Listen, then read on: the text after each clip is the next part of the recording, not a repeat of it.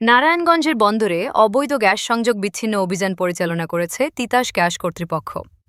আজ দুপুরে মদনপুর ও নাসিক ৩৭ নম্বর ওয়ার্ড হরিপুর, বংশাসন সহ কয়েকটি এলাকায় নারায়ণগঞ্জ জেলা প্রশাসকের কার্যালয়ের এক্সিকিউটিভ ম্যাজিস্ট্রেট মোহ তারিকুল ইসলামের নেতৃত্বে বন্দর তিতাস জোনের ম্যানেজার প্রকৌশলী মোহ জাহিন আমির খানের তত্ত্বাবধানে নারায়ণগঞ্জ জেলা পুলিশ ও বন্দর থানা পুলিশের সহযোগিতায় এই মোবাইল কোর্ট পরিচালনা করা হয়।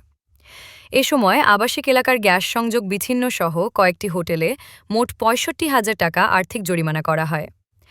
অবৈধ গ্যাস সংযোগ উচ্ছেদ অভিযানে উপস্থিত ছিলেন সহ প্রকৌশলী শাহ আলম রনি, সহ প্রকৌশলী নজরুল ইসলাম, সহ প্রকৌশলী মোহ জাওয়ারুল মোরসালিন সহ তিতাস কর্তৃপক্ষের অন্যান্য কর্মকর্তারা। বিরুদ্ধে সবসময় আমরা অভিযান অব্যাহত রাখছি। তারই ধারাবাহিকতায় আজকেও আমরা এখানে বন্দরে বিভিন্ন মদনপুর এবং আজকে এখানে ২৭ নম্বর ওয়ার্ডে অভিযান পরিচালনা করছি।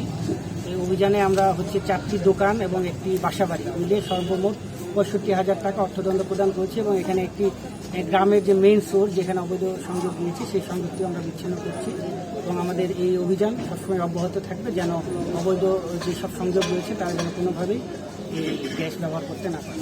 আচ্ছা, আমাদের কাছে একটা তথ্য রয়েছে যে অবৈধ গ্যাস সংযোগ দিয়ে চুনা ভাটাগুলো তারা তৈরি করে, আপনারা বিচ্ছিন্নের পর তারা আবার সংযোগ নেয় পুনরায়। আমরা তো অভিযান কঠোর দমন করা যাচ্ছে না, কঠোর দমন করছি, আমরা মোবাইল কোর্টও করছি। এছাড়া আমরা কিন্তু নিয়মিত মামলার জন্য থানাতেও আমরা রেফার করে দিচ্ছি যেন তারা আলাদাভাবে এটা মনিটর করে, থানাতেও এটা রেফার করছি। এছাড়া মন্ত্রণালয়ের মাধ্যমেও কিন্তু মন্ত্রণালয় এটা মনিটর করছে যেন চুনা ফ্যাক্টরি বা বড় বড় যে ফ্যাক্টরিগুলো আছে যেন বারবার যেন কাটার পরেও আবার পুনরায় এটা কি মামলার আওতায় আনা হয়? অবশ্যই আওতায় আনা হয়।